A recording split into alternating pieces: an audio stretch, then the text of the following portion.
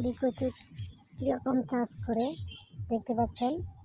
প্রথমত একই প্রসেস আগের ভিডিওতে বলেছিলাম যে প্রথমত ভালোভাবে জমিটাকে চাষ করে নিতে হবে।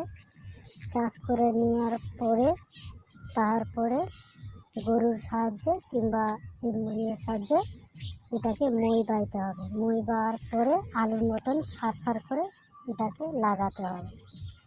লাগানোর পর দেখতেই পাচ্ছেন কীভাবে লাগাবেন, সুন্দরভাবে গাছ কীভাবে উঠে গেছে দেখতে পাচ্ছেন। আলুর মতন এইভাবে লাগাতে হবে। লাগানোর পর বেশ কিছু যাবে, তারপরে জল দিতে হবে, পানি দিতে হবে, স্প্রে করতে হবে। দুদিনে একদিনে স্প্রে করতে হবে, স্প্রে করতে হবে। তারপরে এটা ভালোভাবে থাকে। পুরি কচু এই মাসে লাগাতে হয়। দেখতে পাচ্ছেন পুরি কচুর অলরেডি গাছ হয়ে গেছে। আগে বলেছি একই প্রসেস। প্রথমত ভালোভাবে জমিটাকে চাষ করে নিতে হবে।